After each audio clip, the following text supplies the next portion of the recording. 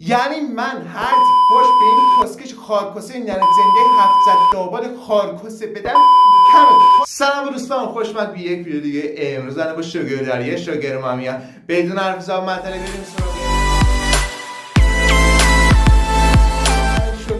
شوگر مامی که یه دونه بیبی فیس 17 ساله مثل من خواسته. گز 179 که من 183 دارم، وزن 66 که وزن زیاد دارم، وزن 93 وزن کم میکنم من میرم. پسرم باشه نداره.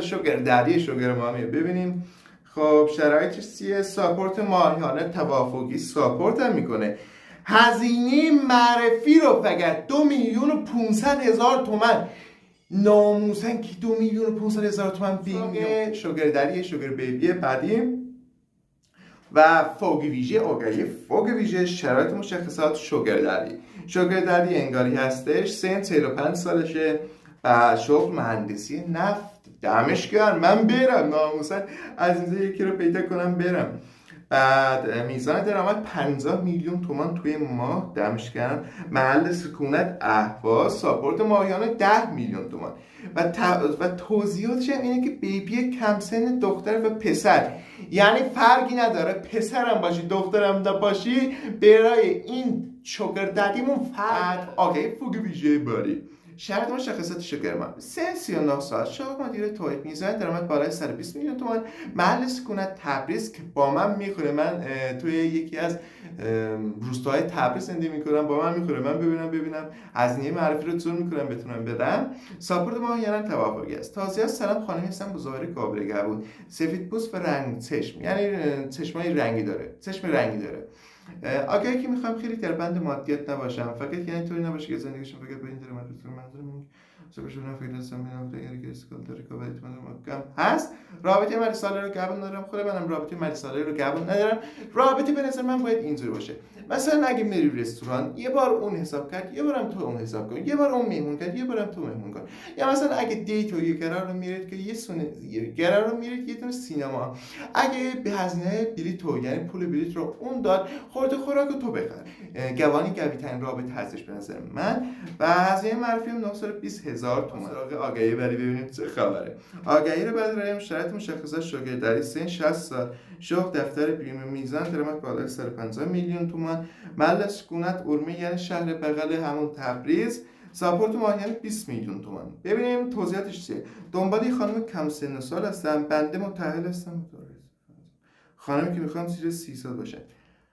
یعنی من هر فوش به این کسکش خارکسه ننه زنده 700 دابال خارکسه بدم کمه. کسکش خارکسه یه زنی داره 60 سالته، اون زن مثلا اگه 20 سالگی زندگی ازدواج کرده باشی یا اصلا 30 سالگی ازدواج کرده باشی، از 30 سال که زیر پای تو سوخته و 3 تا بچه داره، بچه حتما الان ازدواج کردن. کسکش خارکسه زنی داره که 30 سال پات مونده، بعد میخوای بری با زن دیگه ازدواج کنی، یعنی با زن دیگه دوست بشی، یعنی کسکشتن. فرقی تا من تو این آگهی دیدم این هستش، یعنی دختری که بره یا زنی که بره با این دوست بشه اهمیتی به خودش قائل نیست و خودش خیلی کم میدونه.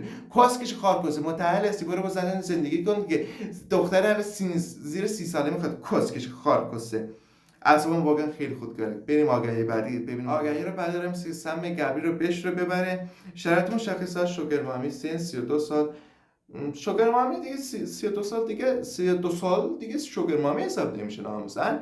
شاپ فروشگاه لوازم آرایشی و وارد کننده، میزان درآمد بین 200 میلیون تومان تا 350 میلیون تومان، محل سکونت مشهد، ساپورت ماهیانه 40 میلیون تومان. بین شوگر مامی این بیشتر ساپورت مالیه رو داره.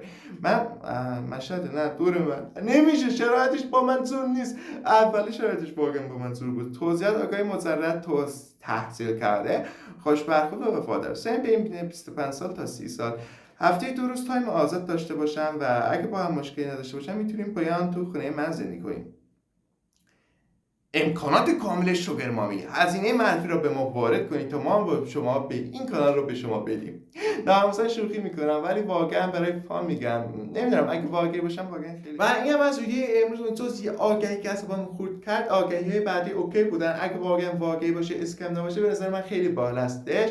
و این هم از ویدیو امروز. امیدوارم از این ویدیو خوشتون اومده باشه. موضوعش کلا ظریف بود. فکر نکنم کسی از این موضوع ساخته باشه تا حالا. اگرم کسی ساخته واقعا نمیدونم، معذرت میخوام. هر کی ایده به اون هستش. اگه کسی یه موضوع رو میسازه حتما باید بگی، ولی این واقعا این موضوع رو توی کانال تلگرام، یکی از کانال‌ها که واسه من اومده بود اونجا دیدم. نمیدونم اگه کسی هم ساخته باشه، واقعا خیلی معذرت میخوام. اینم از ویدیو امروز. اگر از این ویدیو خوشتون اومد این ویدیو رو لایک کنید، اگر خواستید میتونید تو ویدیو رو لایک کنید، یا اگر نخواستید ویدیو رو لایک نکنید، فدای سر تک تکتون. اگرم دوباره میگم اگرم خواستید ویدیو رو ببخشید کانال رو سابسکرایب کنید، زنگوله بغلش هم فعال کنید. اگرم ویدیو گذاشتم حتما با خواهش تو بیاید ویدیو رو بذارید. تک تکتون. خدا نگهدار شما تا ویدیو بعد.